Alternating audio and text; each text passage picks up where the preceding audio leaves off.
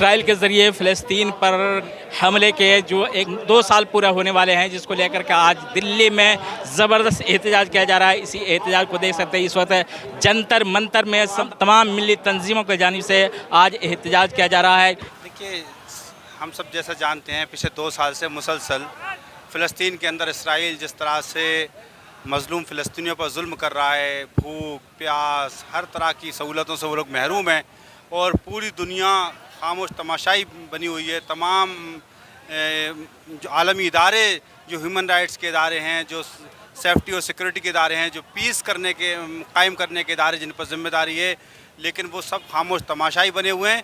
तो हमारा अखलाक़ी और दीनी फ़रीज़ा था, इसके लिए हम लोग यहाँ जमा हुए हैं कि हम उन मज़लूम फ़लस्तीनियों के हक़ में आवाज़ उठाएँ और उनके लिए डिमांड करें पूरी दुनिया से जंगबंदी की भी और उनको फ़ौरन रिहाई की, रिहेबिलिटेशन की। उसी के लिए यहाँ पर हम लोग जमा हुए थे। ये कोशिश तो जारी है और उम्मीद पर दुनिया कायम है और जिस तरह से फ़लस्तीनी कोशिश कर रहे हैं तो इंशाअल्लाह उम्मीद है देर सवेर उनकी ये कोशिश कामयाब होगी। देखिए, बाज़ उसमें से बोल रहे हैं, बाज़ खामोश हैं। जो खामोश हैं, जो बोल रहे हैं वो काबिल मुबारकबाद हैं। जो खामोश हैं उनसे भी हमारी गुजारिश है कि वो भी हक़ की आवाज़ बुलंद करें। अब हमारा मुल्क का स्टैंड तो क्लियर है, वो तो फ़लस्तीन के साथ है और पुरानी रिवायत है। लेकिन अभी बाज़ में बीच में ख़बर ऐसी आ रही थी कि शायद हमारे मुल्क की पॉलिसी क्लियर नहीं है, लेकिन बाज़ जगह पर क्लियर हो चुका है कि हमारा मुल्क फ़लस्तीन के साथ है। यहाँ पर आप लोग आए, क्या दबाव बना पाएंगे कि इसराइल बंद कर दें? देखिए, डेमोक्रेसी में तो यही तरीक़ा है अपनी बात को पहचाने का, तो हम अपने डेमोक्रेटिक राइट का इस्तेमाल करके अपनी बात पहुंचा रहे हैं। तालिब साहब, क्या मुद्दे लेकर आए हैं यहाँ जंतर मंतर, वो बताइए। देखिए, यहाँ तो सिर्फ एक ही मुद्दा है और वो ये है कि फ़लस्तीन के जो मज़लूम लोग हैं, जिन पर जुल्म और बर्बरियत मुसलसल हो रही है और इज़राइल पूरी तरीके से आमादा है, नस्ल कुशी कर रहा है और वहाँ के मासूम छोटे छोटे बच्चों को मारा जा रहा है। वहाँ के बच्चे भूख से तड़प तड़प कर मर रहे हैं।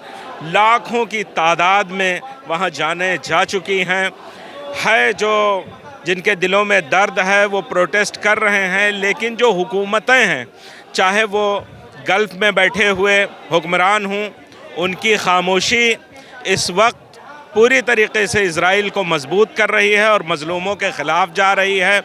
मैं ये चाहता हूँ कि वो हुक्मरान जागें, क्योंकि अगर वो आज नहीं जागे तो उन मज़लूमों की जो आहें हैं वो उनको तबाह कर देंगी और अगला नंबर वो उनका होगा।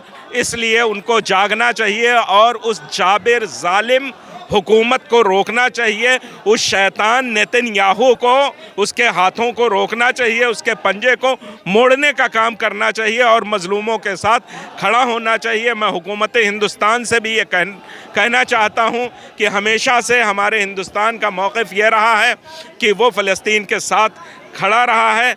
आज भी फ़लस्तीन के लोग मज़लूम हैं, उनके साथ वो खड़े हों और जिस तरह से ये जुल्म और तशद्दुद हो रहा है उसको फौरी तौर पर बंद करवाया जाए, हमारा ये मुतालबा। मेरा नाम नईम हिंदी है, मैं शाहीन बाग से आया हूँ और यहाँ शाहीन बाग में आने के बाद, शाहीन बाग से यहाँ इसलिए आना हुआ है क्योंकि फ़लस्तीन के अंदर जो जुल्म हो रहा है, जो बच्चों को, ख़वातीन को, औरतों पर जो मज़ालिम ढाए जा रहे हैं, जहाँ स्कूल नहीं देखा जा रहा, हॉस्पिटल नहीं देखा जा रहा और पिछले 22 महीनों से जो वहाँ पर नस्ल कुशी हो रही है, लोगों को मारा जा रहा है, बेदर्दी से मारा जा रहा है, उनको उनके घरों से निकाला जा रहा है और ऐसा इंसान वहाँ पर काम कर रहा है जिसको इंटरनेशनल कोर्ट उसको वॉर क्रिमिनल के रूप में उसके नाम से वारंट जारी किए हुए नेतन्याहू के खिलाफ और वो किसी की बात नहीं सुन रहा है। तो हम यहाँ पर अपने सरकार से भी अनुरोध करते हैं, यहाँ पर हम उनको कहना चाहते हैं कि आपके अमेरिका से भी अच्छे संबंध हैं, तो आप अमेरिका से प्रेशर डलवा करके वहाँ पर नस्ल कुशी को ख़त्म किया जाए ह्यूमैनिटी के बेस पर। एक इंसान वहाँ पर न इंसान की इंसानियत देखी जा रही है, कोई छोटा बच्चा है, कितनी माँओं की गोद उजड़ गई,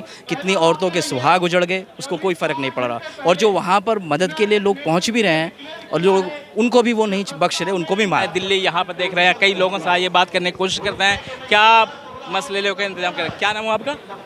मोहम्मद नवेद जी, किस लिए आए हैं आप? फ़लस्तीन में जो बच्चों को मारा जा रहा है उसके एहतजाज के लिए आए हम। मैं मोहम्मद सलीमुद्दीन जेवर से। किस लिए आए हैं? फ़िलिस्तीन के मजलूमों के लिए आए हैं। उन पर जुल्म जाती हो रही है, इस वजह से आए हैं हम यहाँ पर। युद्दीन है कहाँ से आए हैं? जी, मुजफ्फरनगर से आए हैं हम। किस लिए? हम आए फ्री फ़िलिस्तीन जी। हो पाएगा फ्री फ़लस्तीन? इंशाअल्लाह ज़रूर होगा, इंशाअल्लाह। जी जी, आपका नाम क्या है? शकूर अहमद, कहाँ शामली। शामिल किस लिए? ये जो जुल्म कर रहा है इसराइल, इसके खिलाफ आवाज़ उठाने के लिए। तो क्या फिलिस्तीन आज़ाद हो पाएगा? इंशाअल्लाह हो पाएगा। हाँ। बिल्कुल, मैं कटिहार से आया हूँ, कटिहार बिहार से जी के राना। आज मैं चल के आया हूँ यहाँ दिल्ली के जंतर मंतर पर। जिस तरह की आप देख पा रहे हैं इस वक्त जो पैलेस्टाइन पर मासूम बच्चों पर, जो इनोसेंट चाइल्ड है, छोटे छोटे मासूम बच्चे, ये जो नेतन्याहू, ये जो जालिम बादशाह है, ये जो अमेरिका और इज़राइल मिलके इनका सपोर्ट कर रही है, अल्लाह ताला तो इन्हें माफ़ नहीं करेंगे, ना ही हम इन्हें माफ़ करेंगे।